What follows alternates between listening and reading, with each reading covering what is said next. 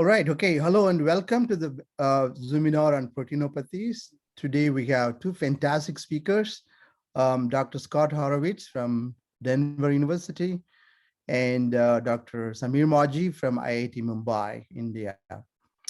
So today we have different format compared to the previous meetings. We have each speaker to speak about 30 minutes and followed by 10 minutes Q&A, which is very short compared to previous ZOOMinar meetings. And then at the end, we'll have an unlimited Q&A session. So you can type in your questions in the and comments in the Q&A box. The moderator and the speaker will address the question. And we'll read out the question and it will be addressed, answered in following the presentation. And at the end, we'll have the Q&A session where you can join the panel and we can have a long, lengthy discussion. So with that, I would like to welcome the speakers as well as guests. Today, we got Dr. Jim Bardwell from the University of Michigan, mentor, postdoc mentor for the first speaker, Dr. Scott Horowitz. Jim, it's all yours now. Take it away. So thank you very much, Rams. It's a real pleasure to be able to introduce Scott. So Scott spent a long time at Michigan, 9 years, and he did his PhD under two supervisors, Ray Truville and Hashim El-Hashimi. And he got trained both in crystallography and NMR, and actually understands both in great detail, which is quite a feat for anyone. He worked on carbon oxygen bonds in biology in regulation of methyltransferase in his PhD. Scott is extremely broad, very well read, and understands these approaches in real detail. Hashim told me to snap him up, and I was super happy I did. He joined my lab in 2013, and on his own, Scott devised a novel X-ray crystallographic approach that enabled him to visualize chaperone-mediated folding. And he set up this methodology and really did it on his own, and was able to coordinate the efforts of a wide variety of experts in various fields that he did, and took the lead on this. And in the end, he got his new method allowed a nearly amino acid resolution ensemble of looking at structural states. And then later in the lab, Scott uncovered exciting evidence that nucleic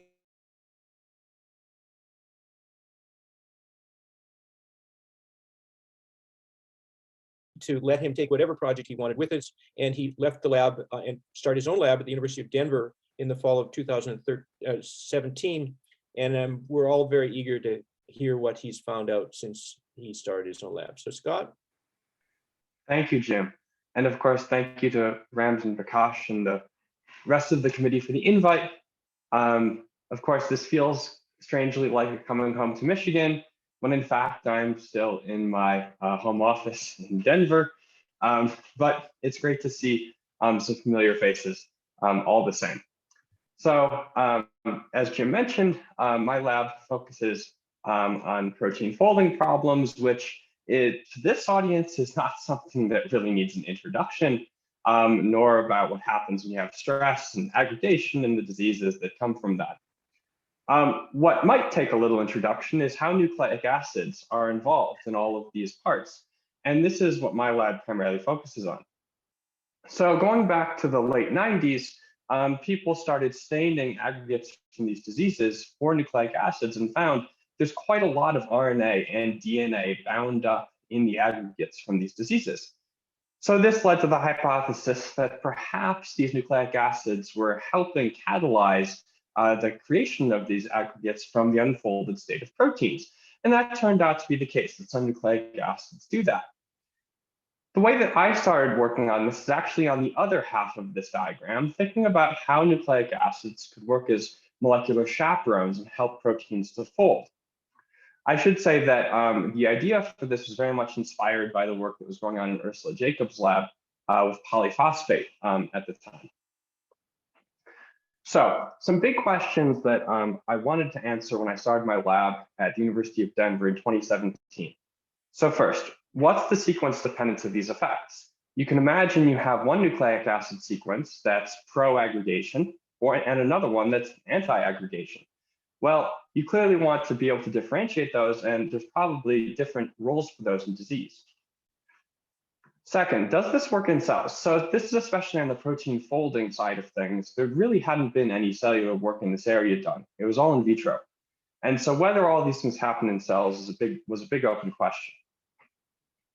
Third, what's the mechanism? Again, mostly on the protein folding side, we really had no idea how these nucleic acids were working as molecular chaperones. And we wanted to see how that was both at the molecular level and the atomic level, all the way to cellular mechanisms. And finally, if you understand all three of those first parts, the fourth part of understanding how this works in disease, potentially thinking about how we can leverage this for treatments, becomes possible. But I will admit that I am primarily a basic scientist at heart. And so I've spent most of my time thinking about these top three questions. So let's look at some of that early data. Back from my postdoc, working with a master's student, Brianne Doctor. And this is a workhorse experiment that I'm going to be referencing at various times throughout my presentation. And so in this experiment, you take a protein, in this case, it's citrate synthase, and you heat it up. And as it heats up, it unfolds and starts to aggregate.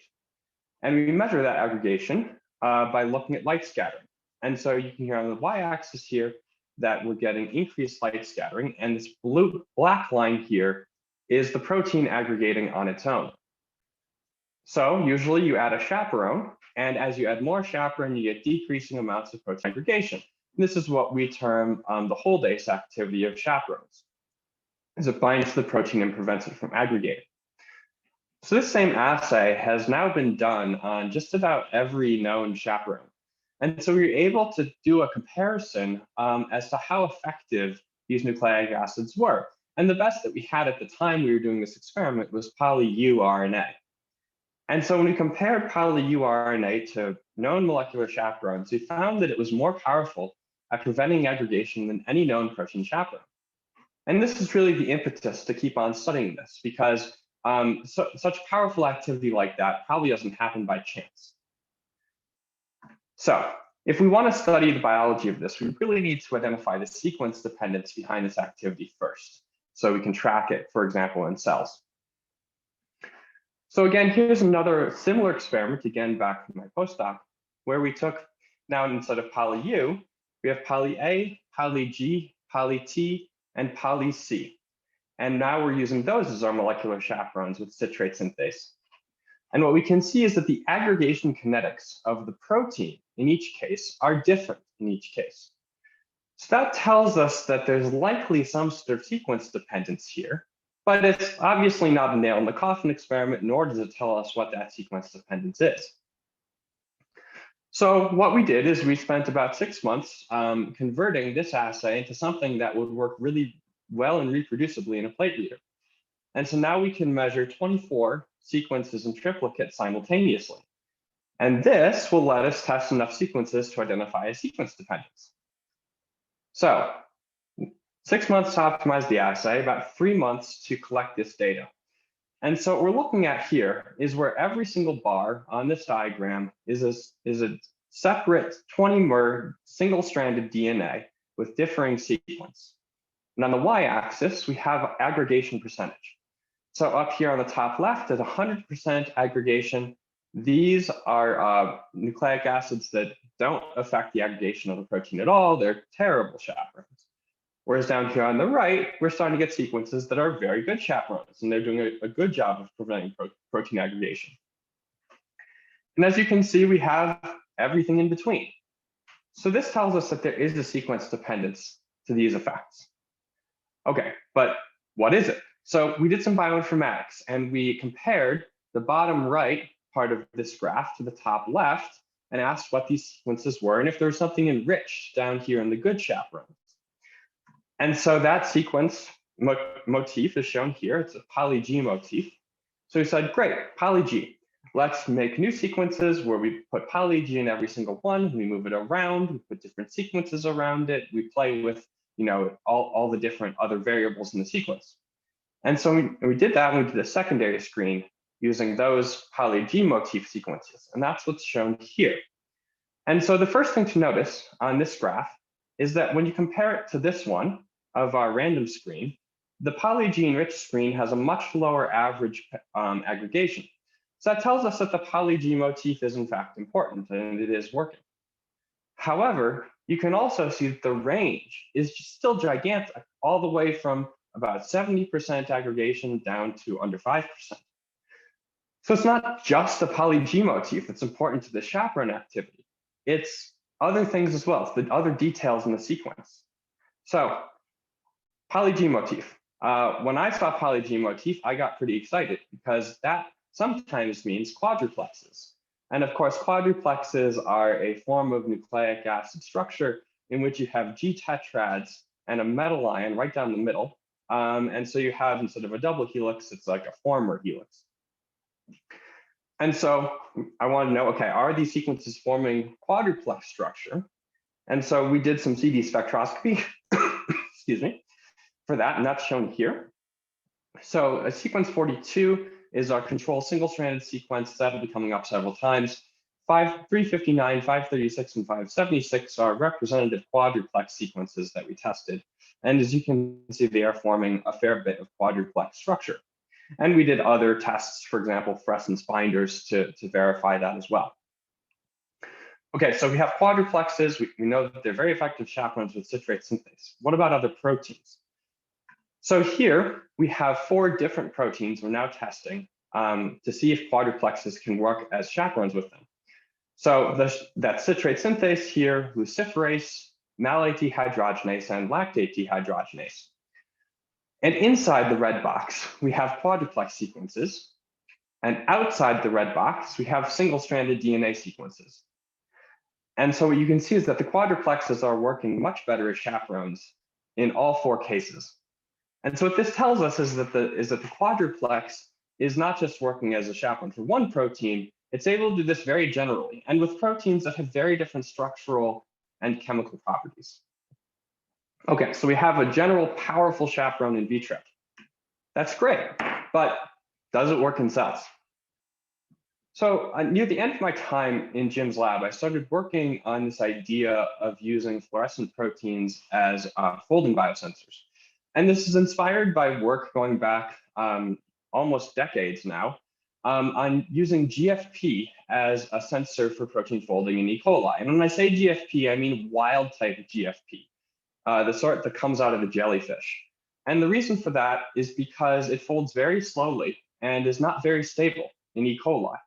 And so with that being the case, it's not very hard to think about how you can design an experiment to use it to test chaperone activity, especially because now you don't have to use wild type GFP. There's over 700 different mutants of GFP, some of whom are not quite as acidic and therefore will actually bind to nucleic acids, such as what we're going to be using, which is an RFP, but are still unstable and are still something where you can vastly improve the ability for it to fold if you give it appropriate chaperones.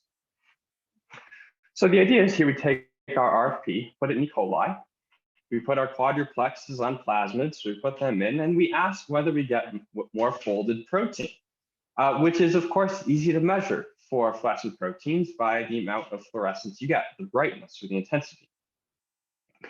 Okay, so doing this experiment. So we start here with our controls on the left. This is what our E. coli usually looks like without anything in it. It's kind of yellowish when you spin it down. When you add RFP only, so this is with no chaperone, you get this slight darkening, and that's due to the fluorescence of the tag RFP 675 is the RFP that we're using. And it's not very dark. But when you add known chaperones, and so here's a bunch of known chaperones that we added in, and now you can see this deep purple color showing up in most of them. And that's because these cells are now getting more and more well-folded protein of the RFP in them. Okay, here's our single-stranded DNA control, as I mentioned earlier. And you can see it's not getting darker either. So that single-stranded DNA isn't doing anything. And here's our quadruplexes. And you can see a nice deep purple color in all of them. So this is telling us that we're getting a lot of well-folded protein, just like we get with the known chaperones, but now overexpressing our quadruplex RNAs. So what this tells us is that the quadruplexes are able to work as a chaperone in E. coli. And this was huge for us because this is the first time anybody had shown a general chaperone activity that works in cells out of nucleic acids. Okay, so let's talk a bit about mechanism, and there's going to be multiple parts to the mechanism. And so I don't think that every quadruplex works the same way, but there are some general principles that we can derive. So first part is oligomerization. So there's a harsher version of the aggregation assay that I've shown you, and that's where we pre-denature the protein chemically using something like guanidine hydrochloride. And that's shown, the basic setup is shown here. And so when you do that, if you look on the left, you still see that our quadruplexes are doing a nice job of suppressing protein aggregation, but there's this jump at the beginning with them. And that's blown up on the left side. We have this jump here. And what does that jump mean? Well, we were not confused for one moment about what that jump meant, and that's because we'd seen it before.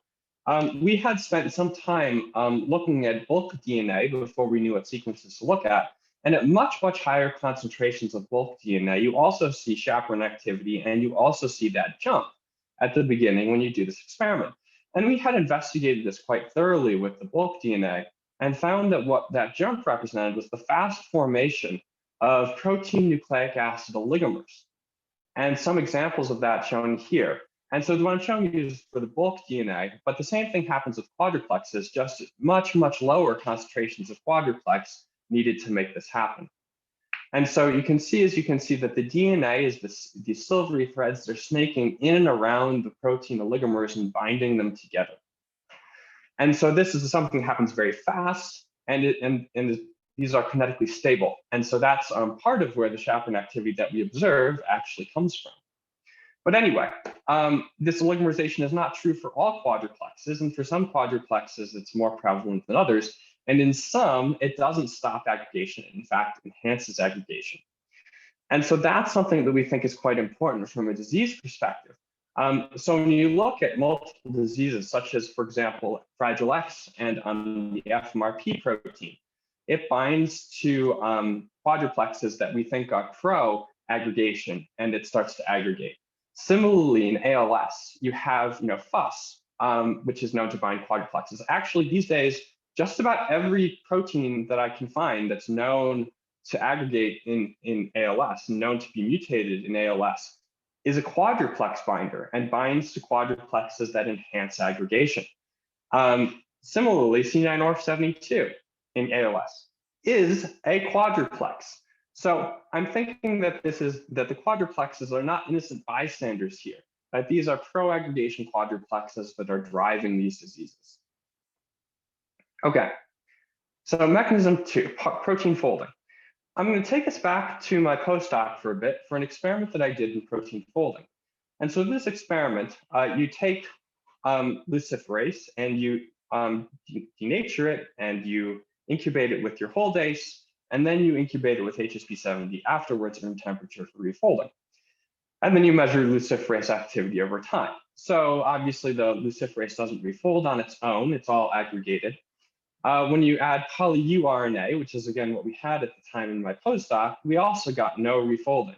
So that tells us that anything we're going to see is a pure holdase type activity that has to work with another protein chaperone to get protein folding. And so that's what we saw. We saw this big collaborative effect with HSP70. And at the time, we didn't know this, but we do now. Poly-U actually binds to HSP70 very tightly.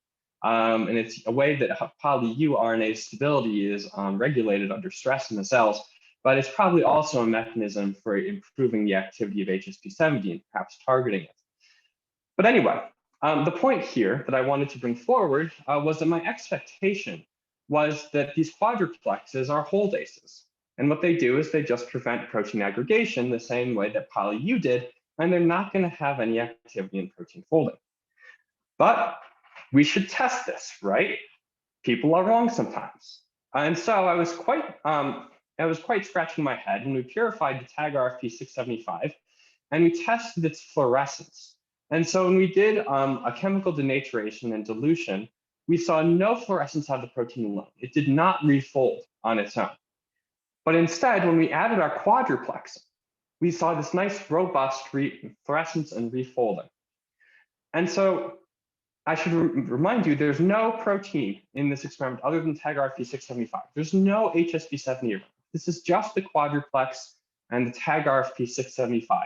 And it's looking like the quadriplex is actually catalyzing protein folding. And so that was a real head scratcher. So I was thinking, what could this be?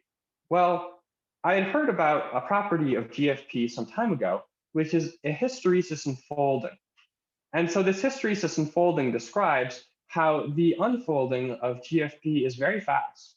But if you do a refolding experiment of the variety that we did, the refolding can be incredibly slow, 96 hours before it refolds. And Patricia Jennings and others have done a fair bit of investigation of this. And so, for example, here's a figure from one of her papers where she looked at the native versus what she figured were trapped intermediates that were then causing this hysteresis. And so what she found is that the differences in structure are mostly up here in the lid region. And so these are native-like intermediates that are kinetically trapped and unable to get from native state very easily. So that became my hypothesis, that we have these kinetically trapped states of GFP that we're then rescuing using our quadriplex. And it's able to catalyze the conversion from that intermediate state to the native state, these intermediates being the ones that were seen, for example, by Patricia Jennings. So if that's true, one way to test that would be to increase the temperature of the experiment and see if that helps the trapped state get up over that barrier and get over into the native state. And so that's what's shown here. And the -4 degree data didn't transfer, but it's just a flat line at the bottom. And so as you look over the course of increasing temperature, you see that, yes, the with chaperone case or the with quadriplex case, which is the top line in each case, does in fact get faster as a function of temperature. But the really dramatic thing is how much faster the without quadriplex case gets. The RFP alone, its speed improves dramatically of refolding over the course of temperature. And so this is exactly what you would expect if you're thinking about a kinetic barrier for trapped intermediates getting to the folded state that we're then able to surmount by increasing temperature. Okay, let's do another prediction. So if this hypothesis is correct, then that stable misfolded kinetic intermediate should be correctable at later time points after dilution. If it's just sitting there, we can then catalyze it at later points. And so that's the experiment shown here. So in the orange, that's what happens when you add the quadriplex at the beginning, but then we can also wait and add the quadriplex at different times after the beginning of the experiment and the dilution. And we get essentially the same recovery each way and the same catalysis to that folded state. And we can even do that at higher temperature, where we start it at lower temperature, and we can, when it starts to plateau, we can then kick it up to the higher temperature and rescue more of the protein. And so this tells us that I think that we really are getting catalyzed protein folding by these quadruplexes. And of course, that's very interesting to me because I spent all of my postdoc working on how chaperones help proteins to fold. And I'm very well versed in how controversial this topic is in whether the chaperones are actually able to do this. Okay, so mechanism part 3, importance of dynamics and heterogeneity. In this case, I'm talking about the quadriplex. So as an introduction to this, we had tested different topologies of proteins.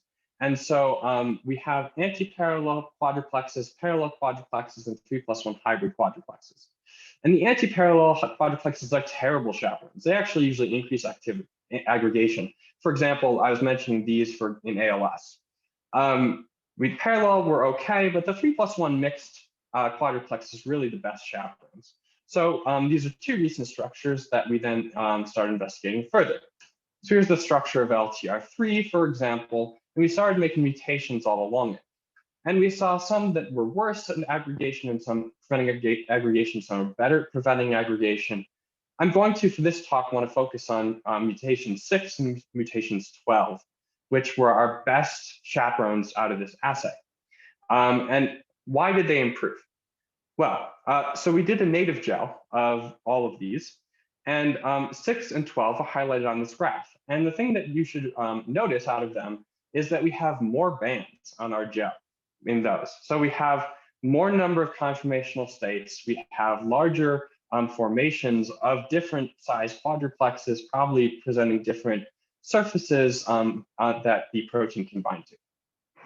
Okay, so is that true for other quadruplexes? So here's part one. Very different structure, even though it's still 3+1 hybrid. We look at our activity, and now I'm going to be highlighting a few that got better in activity, 10, 16, and 23, and a few that got worse in activity, 12, 13, 14, and 15. And so when we look at the native gels for those, we see that in the ones that got better, or that are very powerful, like wild type, we see huge numbers of states, very dynamic, lots of heterogeneity. We actually never were really able to get this thing monomer, but the closest we got was when we had those that became really terrible chaperones. So the ones that were really bad chaperones are the ones that look like they have the least conformational heterogeneity. So this tells us that probably dynamics and heterogeneity are an important aspect to the mechanism that we need to follow up on. So our conclusions to date. Chaperone activity of nucleic acids is sequence and structure dependent. And quadruplexes make great chaperones in vitro and in E. coli, but quadruplexes are also really good at promoting protein oligomerization. Not all quadruplexes, some do, some don't. But some of those that do don't stop that at oligomerization, and they can also catalyze aggregation. And that's something that we think is very important in disease.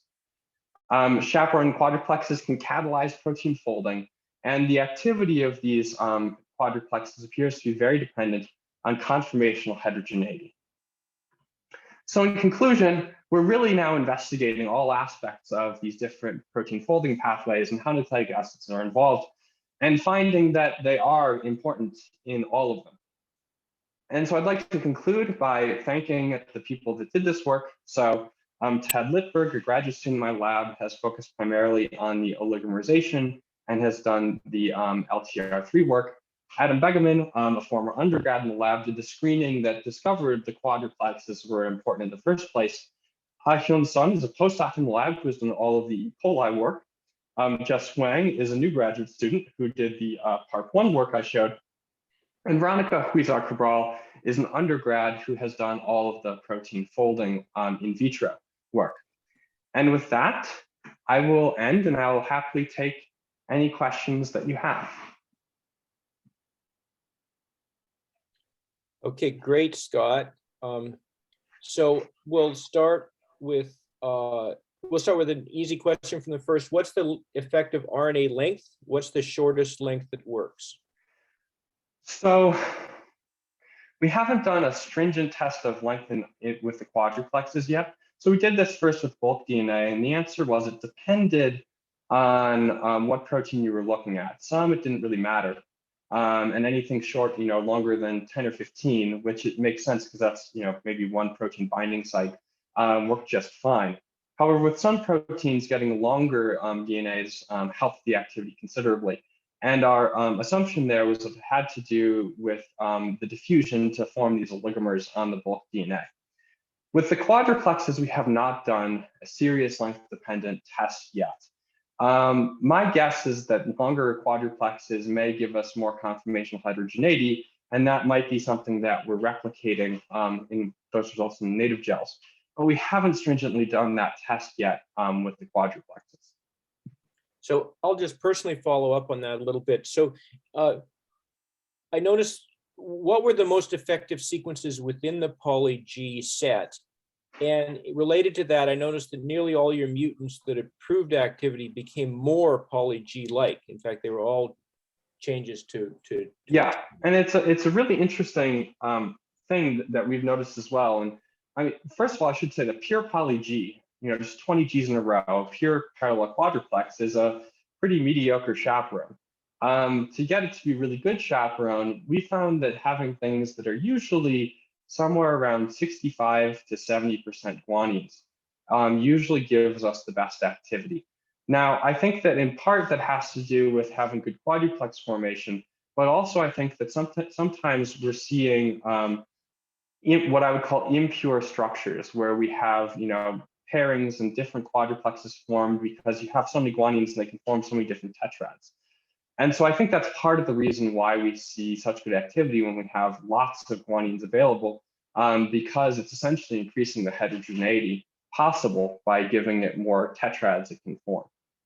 So a related question from Sanjay. Does the chaperone activity depend on the stability of the quadriplex structure per se? Yes, it appears to. And that's data I didn't show because it's still very preliminary, but our preliminary data suggests that there is a correlation to some degree between melting temperature and activity, and such that it looks like less stable quadruplexes are actually more active. When we look at, say, just a monomer that stays a monomer while it's functioning. And that is part of the reason that we think that the dynamics is one of the factors in the activity as well. So another question from Sanjay. It's intriguing that G4 act as holdases because that implies that most of the aggregation prone proteins are G4 bindings. But for C9 or 72 in ALS, RNA -4 toxicity is postulated. Any thoughts on good G4 versus bad G4 for cells? Yeah, good versus bad is something I think a lot about. And we're still very early in our understanding of that.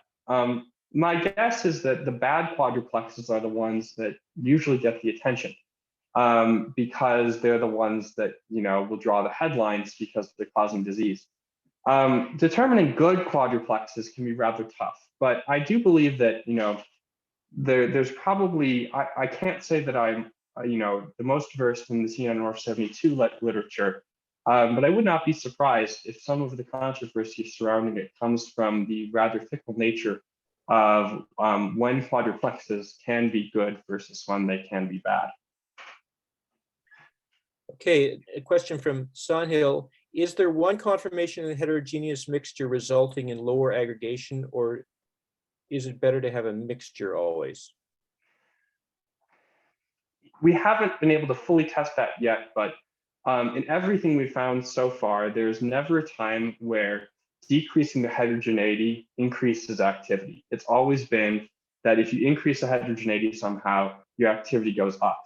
That's been the case in everything we've seen. Of course, there's some messiness in the data surrounding when you make mutations and disrupt binding sites and such like that. And so it takes a while to fully deconvolute those things. But as far as we can tell, every time we increase heterogeneity in a way that we can clearly identify that, and we think we haven't screwed up binding, we see an increase in activity. Okay, another question. Did you check if this aggregation happens by phase separation in a nucleic acid mediated path? We have not in a stringent way. I will say that the oligomerization may very well be some sort of phase separated state that we haven't really dissected in great detail yet. From the perspective of the aggregation parts, those do not appear to be phase separated from their physical properties, but it might just be that we've overwhelmed it with protein and we're not looking at a really physiologically meaningful system at that point. So whether there's phase separation parts to all of this, I would anticipate the answer is yes, but it's not something we've really started investigating in a big way yet. So a question from Varun Gardaki. Great presentation, Scott. Really exciting work. Has your lab started looking at X-ray NMR structures of the potential complexes and interactions which drive this RNA chaperoning activity or nucleic acid chaperone activity? I'd imagine there's quite a bit of heterogeneity in these complexes. Yeah, it's not an easy thing to characterize because of heterogeneity, but we do have monomer systems that do work quite well. And so those are going to be our starting point for doing structural work. I'm writing grants on that right now. So it's in the plans, but as you might expect, it's going to be challenging. So I'm expecting it's going to be a long haul to get that. But the reason why I think it's very important is especially on that folding catalysis question, having complexes of what these things look like bound to intermediate states to help us model how it could facilitate, getting over a transition state barrier is something that having real structures will be very useful for. And a follow-up from Varun, could you speculate on interactions? I can only speculate. We have a few mutants that I said, that we think might be disrupting binding, but we're not really fully sure yet. I think that part of it is that you have these wider surfaces that are, hydrophobic and planar, surrounded by electrostatics that can be useful for protein binding, because that actually looks kind of like the binding site of a lot of known chaperones. In terms of other things with mechanism, we know it's not a salt effect. We can increase the salt hugely, and we don't see anything, remotely like what we get with the quadruplexes. So it's not primarily an electrostatic effect. That's just kind of a salt thing. But beyond that, we're really still in the dark as to how the mechanism for all of this works. That's something that I very much want to figure out. Okay, and a question from Danielo, what are the best targets for the G quadriplex chaperone activity? Intrinsically disordered proteins, hydrophobic, hydrophilic, proline-rich sequences? So it's a good question that I don't know the answer to. I've thought about how a number of the quadriplex binding proteins in disease do have intrinsically disordered properties in their RNA binding regions. And so I think that might be a common thread. But for the most part, we've been testing well-folded, native proteins with one well-defined native state type systems. And that's where we've seen our activity. So as far as I can tell, the answer is all of the above. But we haven't really gone out and started testing things beyond kind of your run-of-the-mill protein variety as of yet. Another question, can you use a negatively charged peptide chain to mimic the oligomerization or intrinsically disordered structure? A negatively charged chain, seems to be necessary in the system? So as I mentioned at the beginning, the way I got into this work was by thinking about the work of Ursula Jacob on polyphosphate. And there's certain similarities between what you see in nucleic acids and what you see in polyphosphate in terms of their properties and how they affect proteins. There's also quite a number of differences, which you might expect due to the increased complexity that you can get with nucleic acids. In terms of peptides, there are quadriplex mimetics that have been made, small molecules that have been made to look like a G tetrad or a few G tetrads with decorations on them. And so something I'm thinking very heavily about from a disease treatment perspective is thinking about trying those in some of these diseases where quadruplexes seem to play a big role. Great. So now you mentioned at the end about the ability of the quadruplexes to catalyze oligomerization and folding. Are these sort of two sides of the same coin, or how do you see this working? So we've done those catalysis experiments with two different quadruplexes, one of which forms a lot of oligomers, and one of which, as far as we can tell, doesn't and works as a monomer. So I don't think that it's strictly reliant on the oligomerization. However, the one that does do the oligomerization folds the protein better. And so I'm thinking that what we're looking at is that perhaps those oligomers are producing our most favorable protein environment, but that the quadruplex alone is providing a big part of that and is able to do at least a large part of it on its own. But we're still very early days in investigating that. So a related question, how are you differentiating between preventing aggregation and maintaining the fold upon increase in temperature of a protein by nucleic acid chaperone? Yeah, so our first experiments I showed were heat denaturation, and that is always an issue there. When we're doing our chemical denaturations, the protein is starting from an unfolded state, or what would be a almost unfolded state. We can rule out that is happening in most of our cases.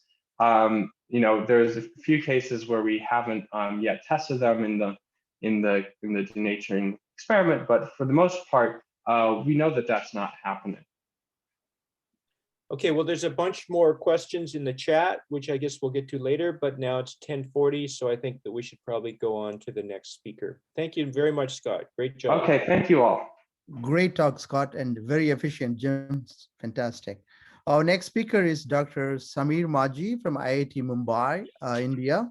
Samir obtained MSc degree chemistry from Calcutta University, and then PhD from Indian Association for the Cultivation of Science, Calcutta.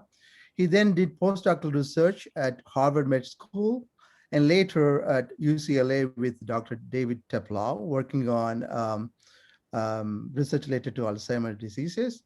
Then he joined Dr. Roland Riek at Salk Institute for Biological Studies and later at ETH, Zurich, to study amyloids associated with the Parkinson's disease. He then established a research group in 2009 in IIT Mumbai Biotechnology Department. He has been working on investigating protein aggregates and also developing amyloid-based biomaterials for drug delivery and tissue engineering applications. So Dr. Maji received several honors for his excellent research contributions and teaching awards as well, including the recent election as Fellow of Royal Society of Biology. Congratulations, Dr. Maji. So with that, I would like to welcome you to make your presentation in this ZOOMinar series. Get started, Dr. Maji. So thank you, Rams, for kind introduction as well as inviting me for this exciting symposium. I would say that is the fantastic initiative you guys have done. So today I'm going to talk about P53 amyloid formations associated with cancer. So as you know that P53 is a tumor suppressor and it's well known as guardian of genome because it's actually keep working for the integrity of genome inside the cells. So this is quite large protein, is around 400 amino acid residue protein and have 4 individual domain, transactivation domain, protease domain, and then a DNA binding domain is very important for the activity so that P53 can bind to the DNA, and there is a tetramerization domain. So I think that important part of the P53 that the P53, most of the cells normally keep maintained at the low level. Basically, it's expressed and degrade. However, when there is a DNA damage, that signals appear for the cells, P53 goes to nucleus, bind to its cognate DNA sequence, and then trigger the gene expression for maintaining the cellular health and genome integrity, for example, cell cycle arrest, DNA repair, or apoptosis. So as you can imagine that if P53 mutation, then it will create lots of problems because that once there is a mutation that P53 can no longer work like a tumor suppressor. So as usual, therefore, that most of the cancers that P53 loss of functions occur, and although the exact cause of P53 loss of function is not known, however, the 50% cancer are strongly associated with the P53 mutation. So P53 loss of functions happen due to the mutation, and mutation are 2 types. One is contact mutation, another is structural mutation. So contact mutation not able to bind to the DNA sequence for the gene expression. So therefore, for the apoptosis, it cannot regulate the gene expression, and structural mutation actually destabilize the protein and therefore eventually it's get aggregated. And of course, if get aggregates, it cannot transport to the nucleus and cannot work for the apoptosis or as a tumor suppressor. So when I joined at IIT Bombay at 2009, then I was kind of looking at kind of new type of protein, looking at aggregation, amyloid. Then I come up with a couple of papers. Those are very interesting and important, that some observations as early 90s, that cytoplasmic sequestration of wild type P53 protein in primary human tumors, including breast cancer, colon cancer, and neuroblastoma, and that sequestered P53 localized to punctate cytoplasmic structure that represent large protein aggregates. Those are protein aggregates. And mutation increased P53 accumulation both in cytoplasm and nucleus. So you can see from this Moll et al. Papers, neuroblastoma, you can see cytoplasmic aggregation of P53. And for colorectal cancer, you can see that wild type mostly accumulate in cytoplasm. However, mutant P53 accumulates in the nucleus. So I also came across some studies done by Jarson Silva group from Brazil, and other groups showed that individual domain can form individual domain of P53 can form amyloids.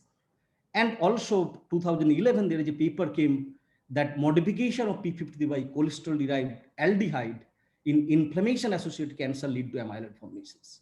So then later, also there is a study came that P53 aggregates can sequester P53 paralogs such as P63 and P73. So that kind of make us hypothesize that amyloid formation of P53 can cause P53 loss of functions, and prion-like properties of P53 amyloid can further spread, and amyloid property can also further, could be associated with the gain of function of P53 that is well known for the mutation. So basically, this is our hypothesis that P53 can aggregates to form amyloids, which can further interact normal P53 and make them aggregate like prion-like fashions. So there could be dominant negative effect and loss of functions. And these amyloid can further interact with P63, P73, other kind of tumor suppressors, and there could be gain of functions. So these amyloid, if it is cytoplasmic, cannot go to the nucleus, therefore it cannot bind to the cognate DNA sequence for gene expression, or if it is nucleus, it might not able to bind to the whatever the DNA sequence is supposed to bind. Rather, it can bind non-specifically and trigger the kind of gene expression which is detrimental for the cells. I will say that for the cancer's property, gain of functions. So at the beginning, what we look at the sequence of P53 for various different species, and we found that P53 have, like in DNA binding domain, there is a sequence, 8 decidopeptide sequence is highly conserved. And when you look at the Tango profile, we're able to find that this sequence have high aggregation from sequence. So therefore, we synthesize this peptide, and we found in vitro it's able to form amyloids. And we did also MD simulations, and we were able to see that they are, during time, they are able to form the kind of amyloid-like aggregates. And then once we add this kind of small peptide amyloid fibers and make a seed, when you add to the cells, you can see that the seeds able to enter inside and then make aggregation happens of the normal P53 inside the cell. So normally P53 you cannot find inside the normal cells, or like most of the cells. So their expression level is very low, but once you add P8 fibers, they makes them stabilize. And that's the way we started from. So then for the next, what we did that we look at that, can we look at amyloid formations in human cancer tissue as well as animal cancer tissues. So we choose human lung and human breast cancer tissues, and first using H&E staining, we characterize them. And you can see these are all human, these are all animal, mouse colon, rat liver, and canine breast. And you can see that we are able to characterize, okay, these are really high grade cancer tissue.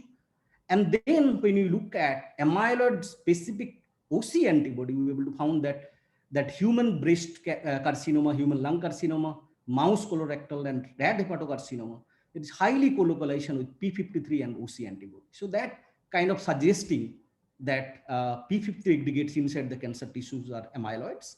And if you look at corresponding normal counterpart, normal tissue, neither we see P53 overexpression as well as we don't see much amyloid formations as well.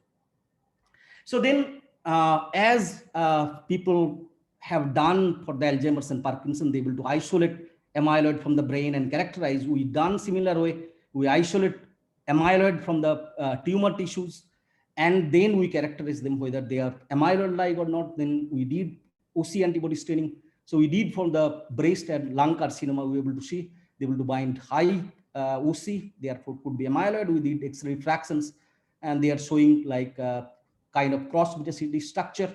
And we did immuno-EM, for example, that how we know these amyloid are P53 amyloid. So we did using the P53 antibody, we were able to see the amyloid fibers, and then P53 bind to the amyloid fibers using immuno-EM, suggesting that whatever kind of amyloid we're able to isolate, they contain P53, and they are most probably like P53 amyloids. Then we express and purify wild type P53 core domain. It's 25 kilodalton protein, and it's one of the mutant, aggressive mutant R175H. Then we look at the aggregation kinetics. So first we have to search the right conditions that where we can figure it out that how P53 can form amyloid. So we found that converting sulfate A, one of the glycosymin glycan, actually it's make beautiful amyloid fibers, and we able to correlate that cancer tissues, they actually kind of overexpress or highly co-localized with converting sulfate A. So we able to see that mutant forming faster amyloid compared to wild type, and they form beautiful amyloid fibers. Also, we did X-ray diffractions, and they can form cross beta CD structure. And then when you look at the stability of the wild type and mutant, we're able to see that mutant is much less stable compared to wild type. So therefore, we're able to correlate that, okay, the mutation actually decrease the stability of the P53 protein and therefore increase amyloid forming capability in vitro. So then we look at the toxicity, basically that if amyloids are toxic and they should not be or cannot be associated with cancerous tissue, right? Because they are kind of super healthy. Cancerous tissue is that they have to proliferate and their cell division has to be very fast. So we look at whether they are toxic compared to A beta. We choose A beta 25 to 35. So then we found that neither wild type nor mutant fibers, they are that toxic compared to A beta 25 to 35. So we believe that P53 amyloid fibers might not be cytotoxic. So then we look at different types of cells, SHSY5OI, NS33, L929, various type of cells, as well as two breast cancer cell lines, MCF7, as well as MDMB231. And we found that these cells, they maintain low level of P53 expression. However, the two breast cancer cell line, MCF7, as well as MDMB231, they have significant amount of P53 expression inside the nucleus. But if you add P8 amyloid fibers exogenously, you can see that all of the cells, actually there is a stabilization of P50 aggregates inside the cytoplasm. That similar results we have seen using the P53 core amyloid fibers as well. But if we use alpha-synuclein fibril seed, we don't see P53 stabilization as well as amyloid formation. That suggests that P53 seeding inside the cells is happening due to the P53 derived sequence. Any kind of amyloid ones can add, they don't result the same things. So then we look at that we are establishing kind of cellular model so that we can look at that when P53 will form amyloid, what kind of loss of functions and gain of functions would happen. So we characterize these P8 fibril derived cells, and you can see that whatever cytoplasmic aggregates they able to bind thiOS, that is like amyloid marker, they able to bind OC, amyloid specific antibody, and we overexpress GFP53 in these SHSY5Y cells. We see that there is a nuclear localization, but if you add P8 again, that cytoplasmic localization will happen, and then you can see that able to bind OC antibody. So that's suggesting that if you add P8 or core fibers, they're able to go inside the cells and then interact with the normal P53 and make them amyloid state.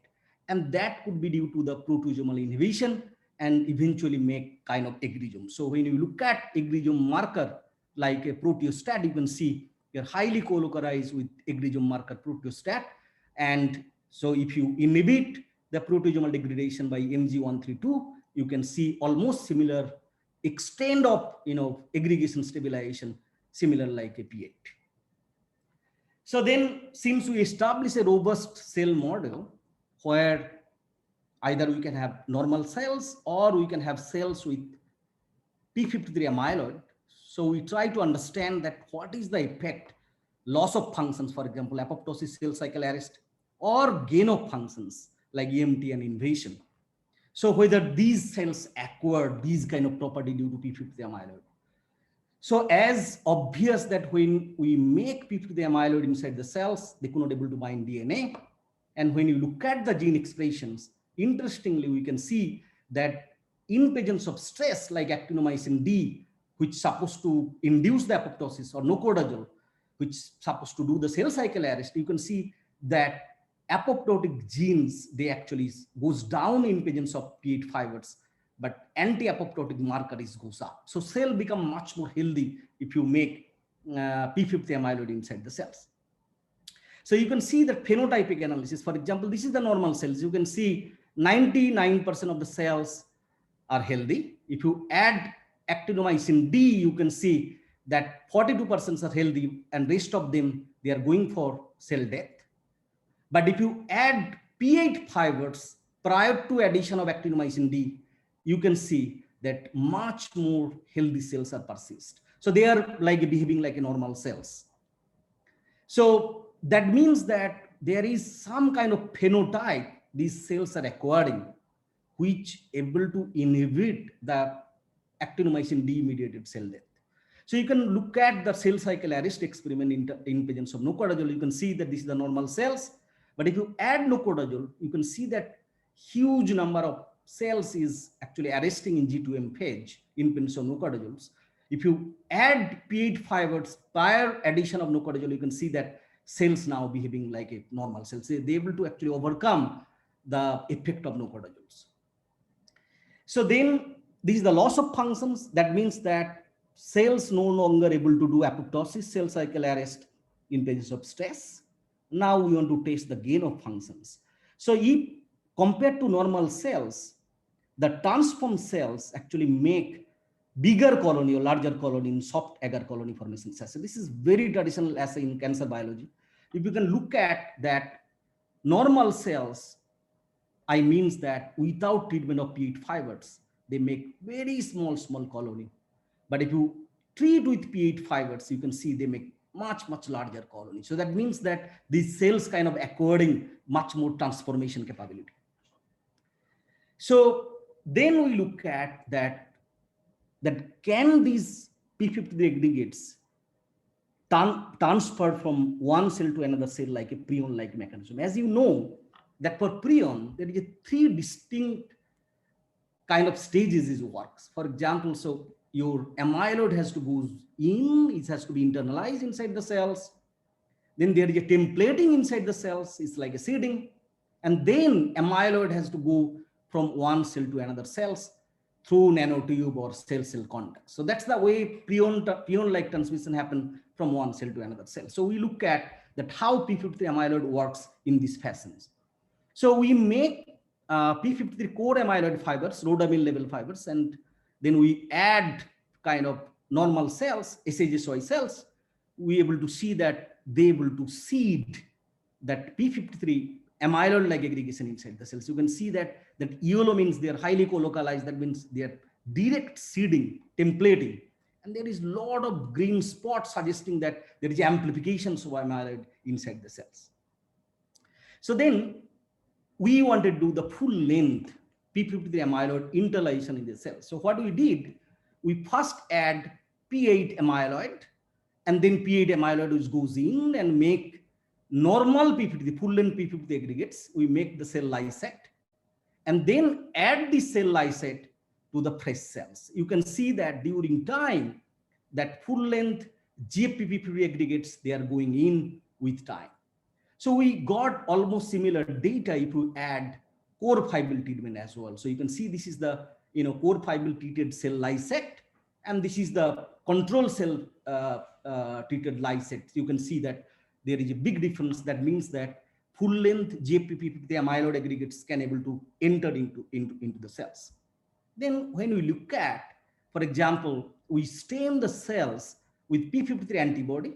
So you can see this is the GFP P53 or the yellow spot. That means that they're able to seed, and all the red, they are all P53 aggregates, and these are amplification product due to the seeding. So that suggests that P53 aggregates able to go in and then amplify amyloid of P53 inside the cells.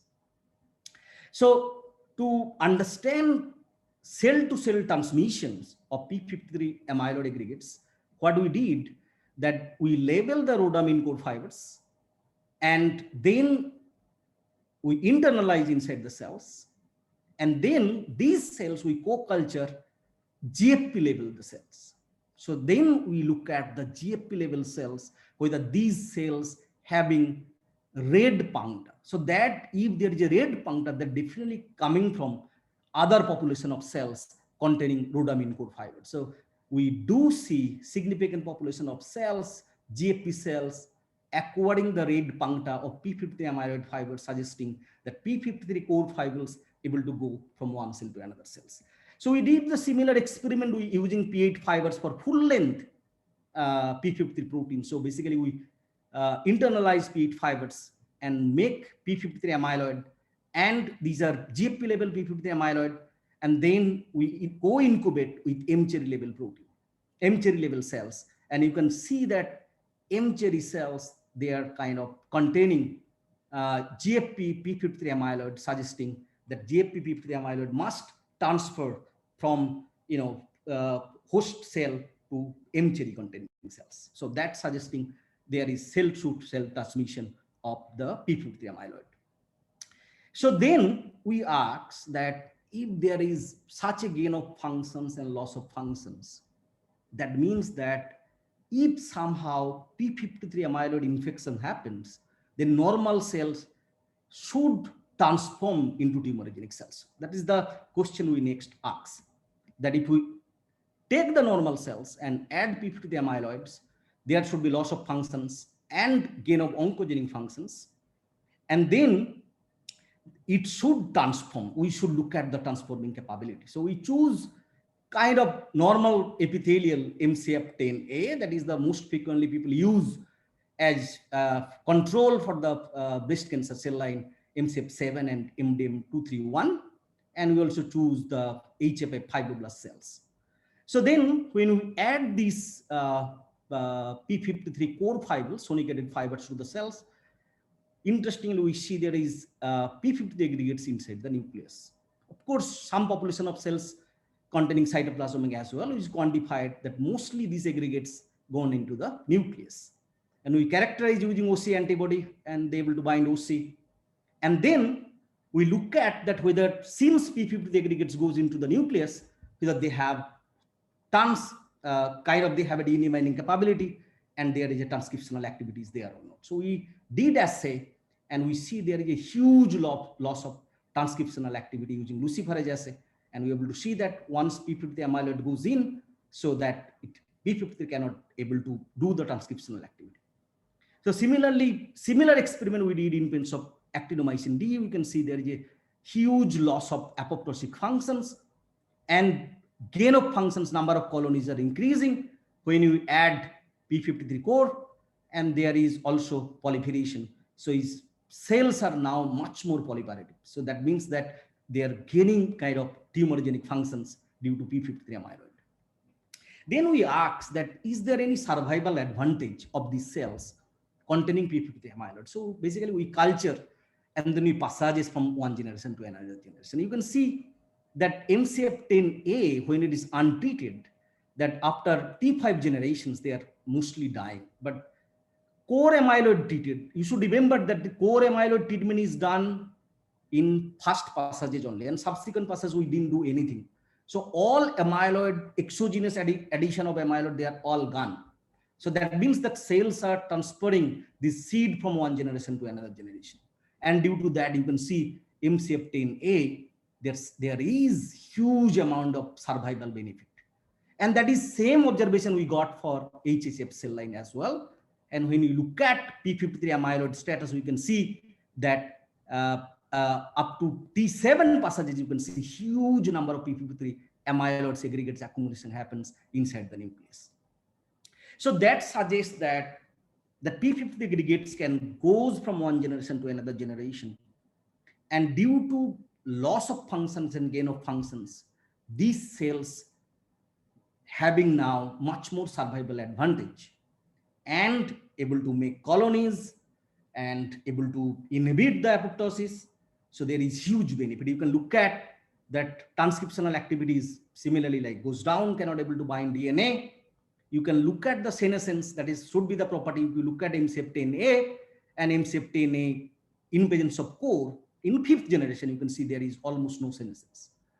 So then you look at, they are also acquiring drug resistance. If you look at the cisplatin, doxorubicins, and paclitaxels, that is the kind of most famous, anti-cancer drug. You can look at that those cells acquiring kind of drug resistance due to P53 amyloid inside the nucleus. They're able to make tumor spheroid when you culture 3D culture in matricials. But if you do MCF10A, they are mostly like a 2D monolayers. And these tumors favored, they're acquiring kind of EMT markers like beta cat expression, slug, vimentin, and NCAT expression. So that clearly suggesting that when P53 amyloid is there, after some generations, they're acquiring kind of tumorigenic potentials, they are basically transformed. So then at the end, what we did, so we did the xenograft experiment. So that will actually clearly show that when there is a P53 amyloid infections, that cell become transformed. So if cell become transformed, that should give the tumor when one can do xenograft in SCID mice. So basically we did MCF10A, then we did the core fiber treatment, and then we did the continuous passaging until T5. So that advantage is that there will be no effect of exogenous addition of the P53 amyloid. So that means all are going from one generation to another generation, and that T5 levels of the cells we injected to the SCID mice. So you can see similar like MCF7 cells, core treated cells also able to make the tumors. So, and the tumor size, if you look at, they are almost comparable like MCF7s. And if you look at the CT scan as well as PET scan data, you can see there is tumor formation happen in the mice. So MCF10A, actually, no, I'm sorry, MCF10A, there is no tumor formations, but if you look at MCF10A plus core, there is a tumor formation, you can see here. But this is like a control, positive control MCF7s. So that clearly suggests that now MCF10A plus core acquiring tumorigenic property like MCF7, not in contrast to MCF10A like normal cells, because it don't produce the tumor. So we further characterize with the tissue, and you can see that MCF10A plus core, they are highly proliferative like MCF7, like a tumor tissue, and they contains also P53 aggregates. So that clearly suggesting that these cells become now transformed cells. Then we did the rescue experiment. So Alice and David Eisenberg group, they published the cancer cell in 2016. So they able to design, structure-based design that peptide inhibitor against P53 amyloid. So we took this sequence, we synthesize, and once we add that P53 aggregate containing MCF10A cells, when you add this rescue peptide, we see that P53 aggregates are dissolved. And you can see that your activity, so if you look at the rescue peptide activity, actually we are getting much more luciferase activity. That means P53 are now active. And you can see also that now rescue peptide treated cells almost acquiring again like a normal cells. And we look at, they are not forming that much colony. They are aggressive for the wound healing assay, suggesting that they are like becoming like normal cells. So that suggests that if you inhibit the P53 aggregates using the rescue peptide developed by Eisenberg group, so you can rescue the P53 amyloid mediated effect inside the cells. So again, with the same set of cells, when we did the xenograft, you can see that MCF10A plus core, there is a tumor formations. But if you do the treatment with rescue peptide with the cells and you do xenograft, you don't see that much more tumor formation, clearly suggesting the rescue peptide also inhibiting transforming capability of cells in presence of P53 amyloids. Then we try to look at that proteome and genome level changes, that what is kind of pathway is altering when you make P53 amyloid inside the cell. So we see when you add kind of P53 amyloid in the first generations and fifth generations, we see huge number of gene expression, alteration of gene expression. You can see many thousands genes are overexpressing, down-regulating, but at the T5 stage, those become much more limited. So when you analyze the pathway, we're able to see that cell cycles pathways is hugely affecting both at T5, T1 as well as T5. So then we took few genes and did the RT-PCR, that how at different stages of the passages, how it is working. You can see that during time, the pro-cancer gene expression goes up, and Aggregates are genes, they are little bit there goes down during the passage. So that clearly indicating that these gene expression actually gradually they're acquiring like much more pro-cancer stage if you add P53 amyloid exogenously.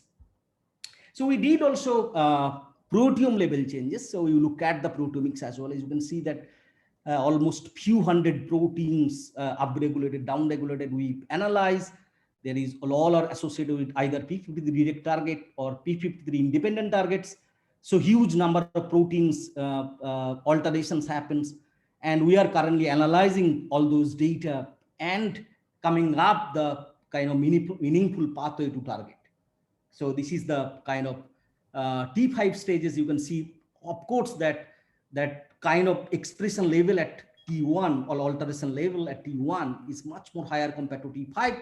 We realize that at the beginning, cell might be get shocked when that new amyloid species get in. So therefore, gene expression as well as protein level changes are very high, but during time, cell might acquire kind of much less level of expression, less numbers alteration. So we analyze the pathway. You can see also here the cell cycles and unfolded protein response, both T1 and T5 stages.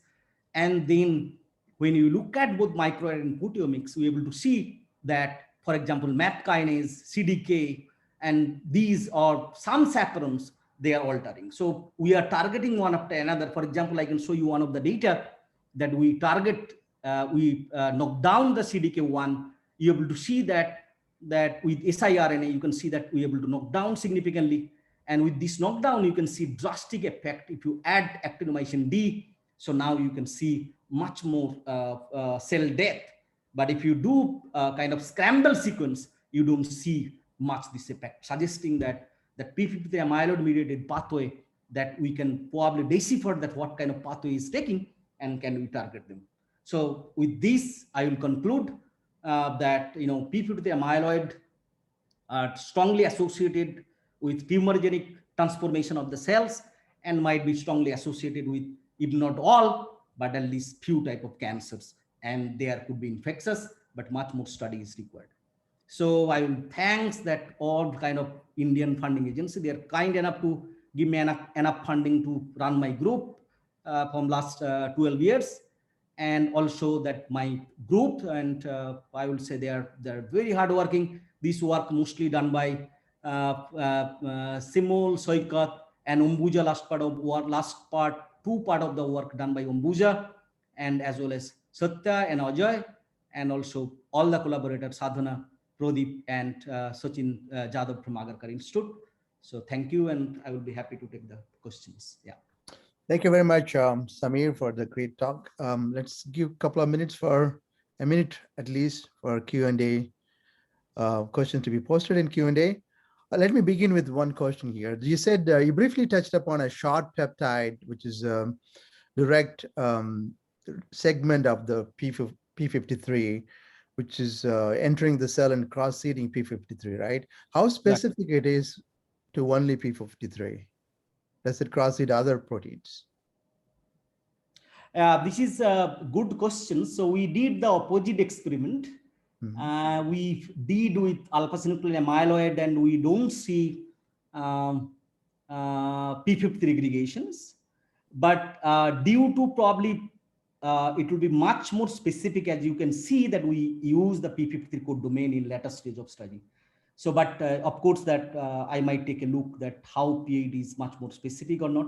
But as you can see that that kind of questions also I used to get. So that's why we choose to study P53 core amyloid rather than P8. So because there could be non-specific interactions with other kind of protein as well. Yes, the good questions, yes. Okay, thank you. I don't see questions to be getting posted here. I have a Go ahead. Yeah, go ahead. Yep. And it'll sound biased. So P53 is of course a transcription factor, binds to DNA. And I know that there has been significant work on how that affects its aggregation. I was curious what your thoughts were on the DNA's involvement in all of this. Yeah, I mean, after hear your talk, I think it's when it goes inside the cells. I think it's of course it might interact with the non-specific DNA, but I don't know that whether what will be the activity after binding to the DNA. But somebody should take a look. Yes, I mean that could be one of the possibilities, Scott. Yeah. Okay, Binzu, you can ask the question directly to the speaker. Sure. Thank you, Dr. Maji, for your talk. I have a question about your early part. You mentioned the P55 amyloid is not cytotoxic. Right. And you also mentioned a segment of a P55, P8, which I assuming is the ADMER peptide, which presumably is the core sequence for nucleation of the amyloid. So have you tested whether P8 amyloid is toxic? And in your slide, you're using like OC antibody is usually direct to the mature fiber detection. Have you, in your assay, have you tested like A11, which is to detect oligomers? Because I just wondering whether the formation of a P53 amyloid formation is similar to the, those classical amyloid, or whether this is something unusual. Thank you. Yeah, so it's a great question. So we have, I have not shown you the data due to the time limit, but we have done extensive study with the A11.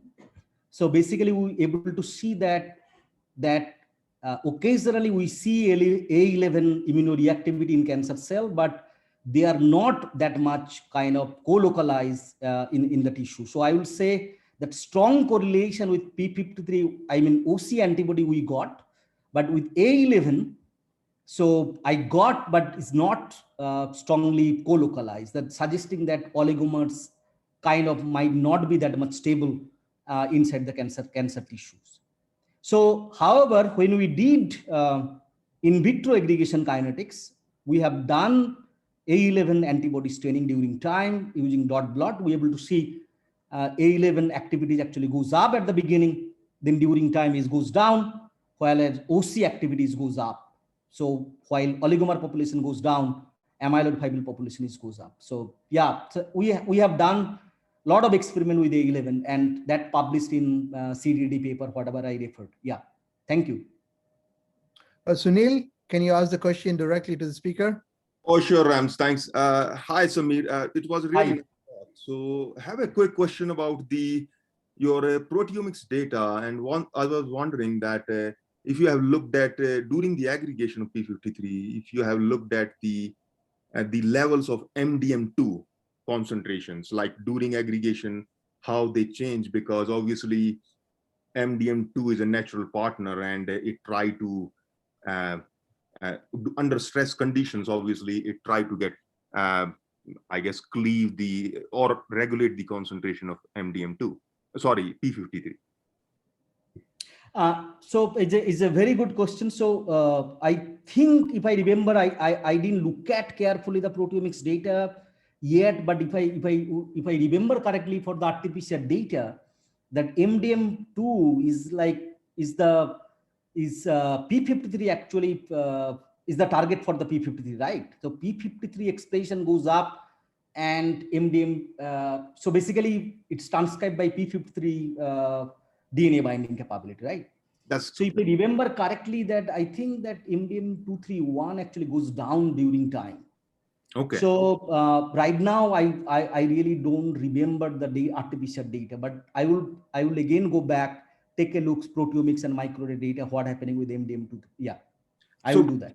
So one more, I guess, relevant question is, because you guys have done in the end, you use this peptide from Eisenberg's lab in order to dissolve these aggregates. And so in their paper, they have shown that MDM2 gets upregulated once you have this, in my understanding, once you dissolve them, because the idea is they both are kind of regulating each other's activity, P53 and MDM2. So I guess there will be a stark difference, I assume, when you treat them, the cells, with the this peptide as opposed to when they are aggregate. So you will see a stark difference in, I assume, in the activity of MDM2, but it would be interesting to see that level of MDM2, I think is a fantastic suggestion. So we have not done this experiment because we have done inside the cells, right? And that cells we did the xenograft in mouse, right? So I will definitely look at that at T5 passage of the cells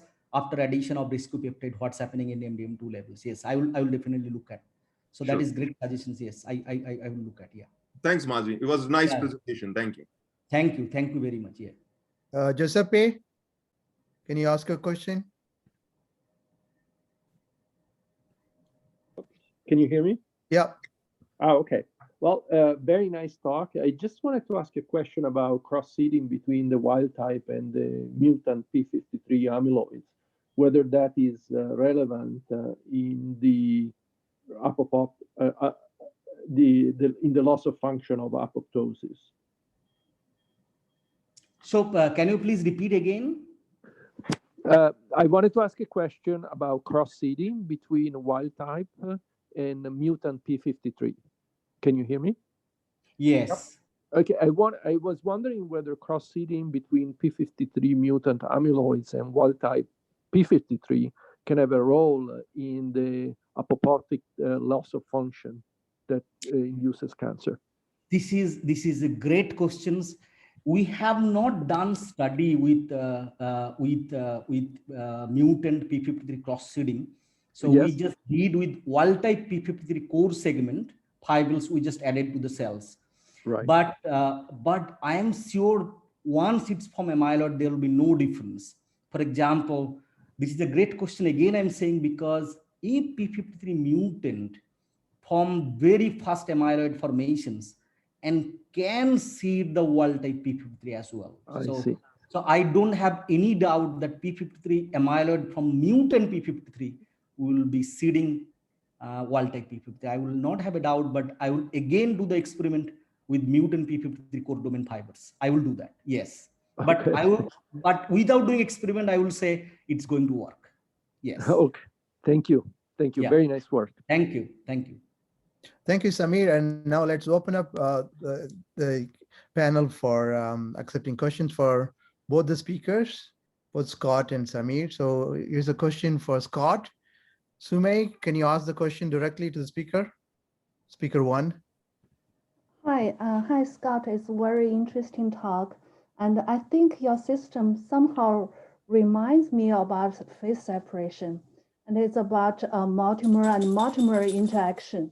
And so I was wondering, you mentioned this increasing folding activity after you add this quadriplex DNA. And can you define really in detail how the oligomerization happened during that process?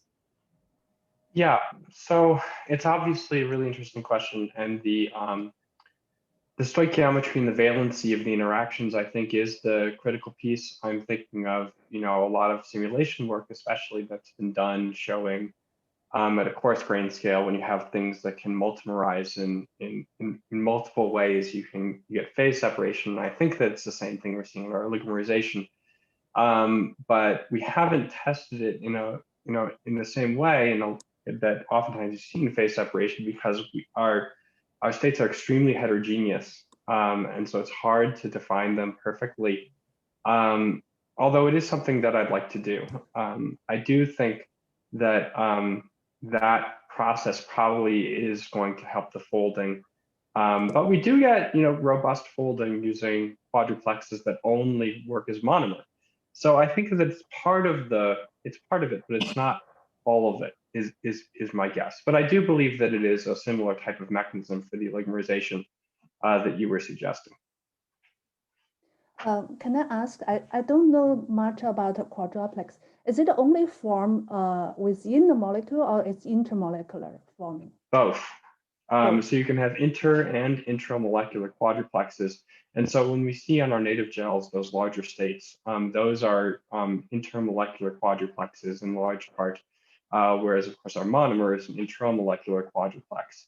And so that is almost certainly part of the oligomerization mechanism, is through the formation of those larger states. Okay, thank you. Are there any other questions? Bikash, do you have any questions? Maybe you left. Yeah, Go ahead. I have a question for Samir actually. Yeah.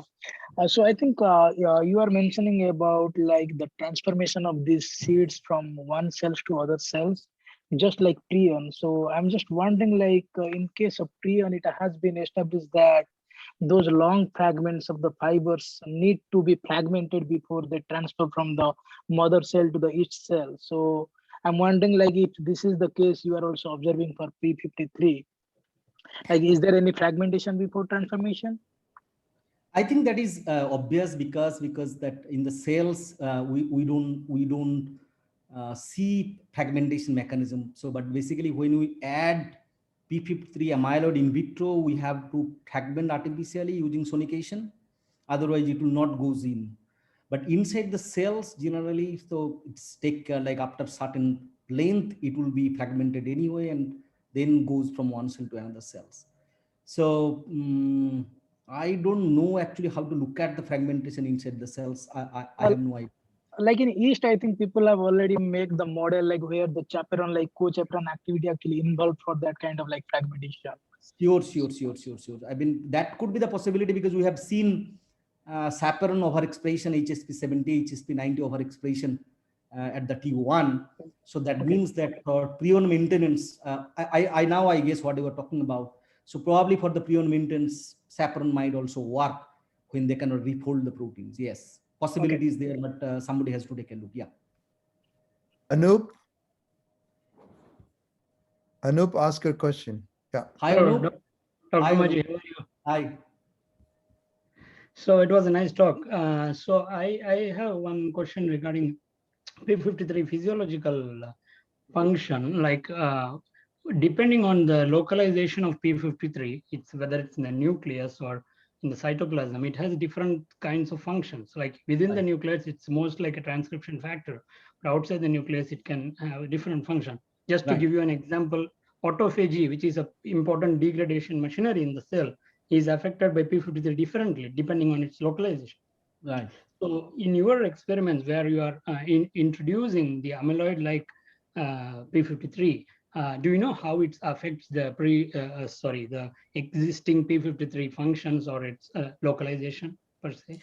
So, for example, that you can see that our previous study, when we look at in the kind of cell line, SHSY or L929, you can see that there is mostly P53 aggregates are localized in the cytoplasm.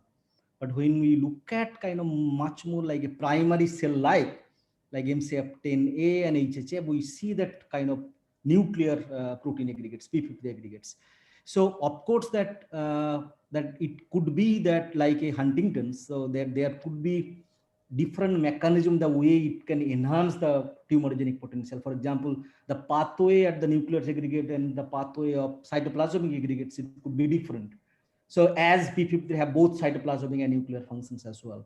So, but somebody has to dissect to take a look, and we are not there yet to look at that what kind of pathway is affected in the cytoplasm versus nucleus, because these are also connected, because a lot of kind of P53 bind to the DNA and then trigger many gene expression which eventually have effect in the cytoplasm. So decoupling will not be easy, but we are trying to look at whatever you ask. We have a thought in our mind that we look at probably nuclear localizing signals. We can take it out from the P53 sequence and look at purely nucleus versus purely cytoplasm. We have a plan for that one. Yeah. Okay, all the best. Thank you. Thanks, Anup. We have a question from David Eisenberg. He's in the panel. David, can you ask the question? Can you unmute and ask your question? David? Okay, I'll bring in Kendra. Kendra Frederick, your turn to ask question. Kendra, you raised your hand. Go ahead, ask question. Unmute. There we go. Yep. I was really curious about with the pathway analysis. how much the cytoplasmic aggregates phenocopy the sort of pathways that you see when you have P53 that's unable simply to just bind DNA. So can you please repeat again? I'm sorry. So there's mutants of P53 that act because they don't bind to DNA, right? And so then you don't get the transcriptional activity anymore. Right, that's P53 amyloid inside the nucleus, right? P53, right. So how much does that phenocopy, like what are the pathways the same when you have the cytoplasmic aggregates? Is it simply because it's not activating the same pathways? So unfortunately, like we have not done yet that cytoplasmic cells, proteomics or genomics analysis of cells containing cytoplasmic aggregates. So we have done with the kind of primary like cells with this. And I think that we have a future plan to look at cytoplasmic versus nuclear aggregates and how they're affecting the pathway. Right, because there's some idea that perhaps like you could bind things to the aggregates that would then cause different sort of activities. Totally agree with you. And that will be our future plan, because we can see the difference between nuclear versus cytoplasmic. So I think either we can take these two systems and look at genomics and proteomics and compare. I think it's a great question, and that will be our future study. Yes. I'll be really interested to see what. Yes, Kendra. Thank you very much. Yeah, thank you. Thanks, Kendra. David, are you ready? Yeah, David is ready to ask the question. Samir, hi, David. How are you? Hi, can you hear me? Yes. Yeah, how are you? Yeah, very well. And how are you? I'm good. You've taken this work very far. I wanted to ask whether you see P53 in any phase separation, either in the cytoplasm or the nucleus. Yes, I think that study will be coming up soon. David, we are working very hard, and we are able to see there is a phase separation of P53 inside the cells. And so they are kind of balanced between active versus malfunctionals, how phase separation doublet going to transfer from liquid state to solid state. Yes, David. So there is a strong evidence that P53 do liquid phase separation inside the cells and in vitro as well. Thank you very much. Thank you, David. Thank you. Sunil, you can ask a question. Hi, Samir. Hi. I really like your work, and I mean, I read your papers, like they're really nice, and have a relevant question with, I guess, with Professor Eisenberg is, so when you are doing these aggregations, so there are, for example, alpha-synuclein, I don't know about A-beta, but they seems to be all these aggregation processes. They seem to, at some point, for example, in alpha-synuclein, they go from fibers intracellularly, and then they kind of work as black holes where they start sequestering all the organelles as well, along with the proteins, the Lewy bodies, which is the concept now. There was a paper really good from Europe came out in PNAS. So, and they have shown like all these aggregates getting sequestering, like all these organelles, mitochondria, ubiquitin, so all of them. So I was wondering if in your case in P53, when you start these passaging of cells, like for few passages, do you have you seen it, or you are considering doing it? Because I guess as you proceed with these passages, these fibers, I would assume they will be way more, the inclusions bigger, or they will be way more toxic in my opinion. So do you have any comments on that? So, so basically, like, for example, the problem with P53 amyloid will be toxic is difficult, because if they're toxic, they are going to kill the cells. So rather, P53 aggregates is become functional, like a, yeast prion. So for example, like when yeast contain this kind of prion amyloid, they become much more advantageous, for their survival. So our kind of, according to me, that this P53 amyloid, whatever that you can see that Eisenberg work in cancer cells, and our work is strongly suggesting that that if cells contain P53 amyloid, they are much more aggressive in terms of proliferation, survival. They become much more kind of much more healthier cells, I would say, in long term. So, and another, whatever you ask, that what kind of other protein they are sequestering. So we have not done this experiment, but there is Nature Chemical Biology in 2011 came that P53 aggregates, they actually sequester P63 and P73. And that's the way, not only P53, but if it sequester other kind of similar tumor suppressor.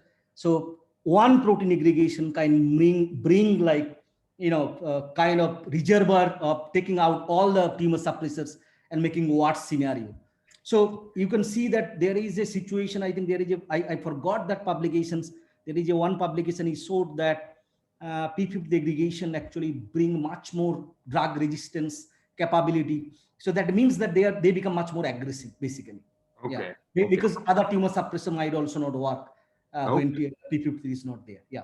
Okay, so they work like so we have a paper, actually, me and my collaborator Maji. So we will I'll send you a manuscript. It's in bioarchive as well. So we designed this molecule, which and it's in under revision in Nature Communication, and we had this not an analog, but it's a synthetic protein mimetic, similar to the work from Professor Eisenberg, and we have shown, like, we did a lot of these in vivo and in vitro assays to disintegrate P53, So maybe, and I like your systems, like the different color systems. We try to do that, but it's not so successful yet, but it's really nice to see these different proteins, like different colored proteins, P53, and you can show the prime-like behavior when they colocalize. It's really beautiful. Yeah, so it's basically for us, it takes like 2010 onwards, we started, it takes like almost 10, 12 years to reach here. And of course that, yeah, so I will say that a lot of other people working, and David, this peptide system also is terrific that we can really test. And we can look at that this really aggregation inhibitor or amyloid inhibitor is going to work directly or not in animal model as well. So we are also progressing towards looking at a lot of human cancer tissue as well as animal model, and let's see where we can go. Yeah, thank you. Beautiful, thanks. Thank you. So we don't have any other question. Rams, I have one question for Scott. Go ahead. Can I? Yeah. Scott, it's a very nice presentation. I think one of the important point maybe I missed out during your presentation. So like when you look at the G quadriplex, like the chaperone activity, like is it work more like a whole days or like a full days? Like, have you tried any like NMR experiment at the end of the day when you have two different populations? So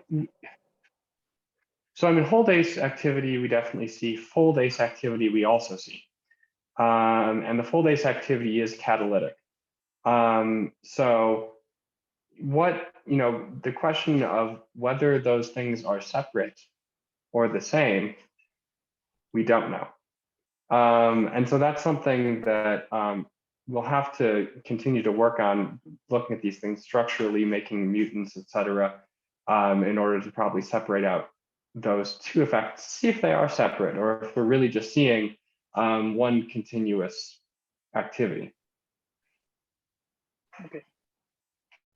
So because we don't have other questions, I wonder, Scott, you answered the question by typing the answer. It won't come in the video. So for learning purposes, it would be useful if we can ask the question. If you read out the question and answer, can be recorded in the video. Oh, I actually answered a whole bunch of them. Select a couple of them and then we can include it in this video. Okay. I think G missed the first question, so you can answer that one. Like, have you done the same assay using other denaturants? Okay. Yeah. So like that one. So have I done these quadriplex refolding experiments using other denaturants? And the answer is we've done aggregation experiments with multiple denaturants and seen robust activity with the quadruplexes, but for the folding experiments, we have not yet. But that's actually a really important thing for us to do, because by doing that, we will probably be changing the types of trapped intermediates and the populations of those trapped intermediates. So it's probably a rather important experiment for us to try sooner rather than later. Let's see, other questions that I think There's the one next from no, Melachini. yeah, the next Okay, question. yep. Yep, so that question on the inhibition of thermally, so in the inhibition of thermally induced aggregation, are inhibitors added after heating? And so all those experiments I've shown with the heating induced aggregation, all the quadruplexes were always added at the beginning. And that's because, usually with foldases, you're not able to disaggregate. Now, of course, with the folding experiments, we were then able to add it later and able to see catalyzed folding of the protein. So there is the question as to whether we could be getting, if we have some folding behavior, could that actually help disaggregate? And so we probably should go back and do those experiments again with the heat aggregation and add the quadruplexes later and see if something actually pops out in us. I don't know what we'll find yet. So then you already answered the question from Sumai Zhang. So let's go down to Satya. I think the second last question, maybe you can answer the second last question from Satya Pandey. Yep. So the question on, so there are many ligands that are known to stabilize and destabilize quadruplex structure. And this has a very handy tool in cells because you can add it and you can see whether your physiological effects go up or down when you stabilize or destabilize your quadruplexes. And we have not really done many of those experiments yet. But I think that ultimately for getting further explorations, especially into eukaryotic cells, I think that those tools are going to be very helpful for us. And so I'm looking forward to trying them, but we haven't done that. We've done experiments, we've bound the quadruplex with them. We haven't then seen what happens to the activity yet. But I think that that's another avenue that we will probably be trying soon. I think that's it. Magda, do you have any questions? No, I don't have questions. I will follow up with questions. Not that I don't have questions, I have many, but I will follow up on the questions by email. So I really enjoyed both your presentation, Scott and Samir. It's been really inspiring and so much to think about. Thanks. There's one question coming up from Sumai Zhang. Please ask the question.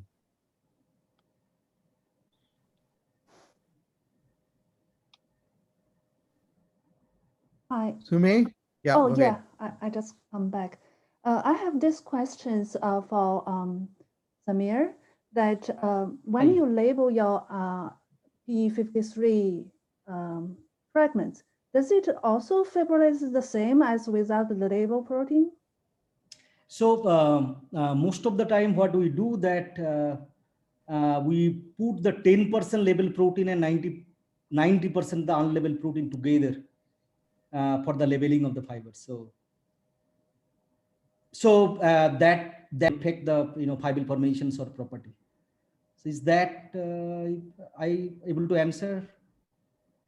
So basically I take 10% of the protein, label protein, and 90% of the unlabeled protein mixed together, because we need only some percentage of the protein labeled inside the fibers. So we don't use 100% of the protein as a label protein for the fibril formations. But the label protein. Yeah, basically like if you take 100% of the protein as a label protein for fibril formations, they are going to affect. But if you take some population, they should not affect the fibril property of the unlabeled versus labeled protein. Actually, if you use 100% labeled P53, do they fibrilize or not? I think I have not looked at the data. I didn't remember. Maybe I can answer you by email. Is that okay? I don't remember because the data. the protein, the fluorescent protein is pretty big and your fragments is pretty small. No, we don't use that GFP or RFP. We use the rhodamine labeling, right? Basically, is a very small organic compound, and that label mostly that lysine side chains or other kind of amino side chains. So they they should not affect the protein that much compared to GFP. So thank you. That helps. Yes. Yeah, and we don't use 100% protein as a label protein. So we use very low fraction of the protein as a label protein, and we use mixture for fibrillation. Yes. Yes. Great. Thank you. Yeah. So Samir, in the transmission between the cells, do you have any mechanistic insights, both molecular and structural level? Because I would assume that they have to interact with the membrane and then they have to diffuse through the membrane, or there must be receptor mediated. Can you provide more insights on this complex? Rams is a great question, and that's the way people are studying in the other amyloid field. For example, beta, alpha-synuclein, prions. So basically that we are planning to do using one after another inhibitor of different pathway and looking at which pathway is taking up. So I think it's like our next project we are targeting for doing that. So there is one studies there. They didn't mention about whether it's P53 aggregates or amyloid. They mention about P53 aggregates. And they have done some study, I think endocytosis, if I remember correctly. That's the way mechanism. But since we are using amyloid aggregate, so I have to again done thorough study inhibiting one after another pathway and looking at which pathway is going in. And of course that cell-to-cell transmission is very difficult job to do. When people look at kind of, tunnel kind of nanotube formation from one cell to another cells, or cell-cell context, or exosome mediated transport. So I think it's a big project to take up, and we have a plan to look at in the future as well. So what is the mechanisms? Yes. Is it at all possible that the fibers get dismantled from smaller aggregates and they can easily diffuse between the cells? Would that be possible at all? So I think if once fibers is formed, it will be difficult to dismantle to be oligomers, because this will be much more destabilized, right? So fiber fragments should be small, and then they work like a very nicely. People able to show that they're able to transfer from one cell to another cells. Yeah. I see. Great. Thank you. Oligomer will have a less capable for transmission from one cell to another cells compared to fibers. Yeah. Like just to add a comment on that, like the recent Nature paper from the Germany, so they have clearly shown that like the chaperones in a cooperative way can actually disaggregate alpha-synuclein matured fibers. Right. So they can form them like small aggregates from the like very long fibers. Yeah.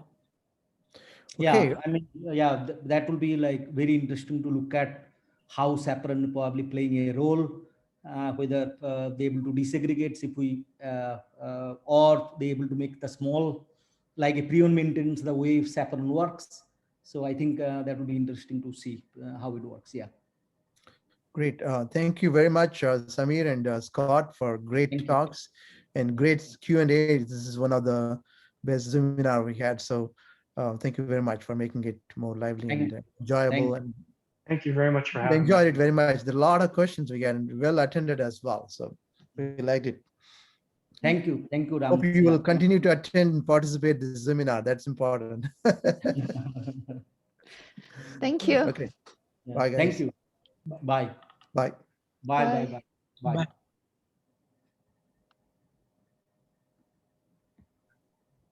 So Magda. I'm sorry, Rams. I missed your email.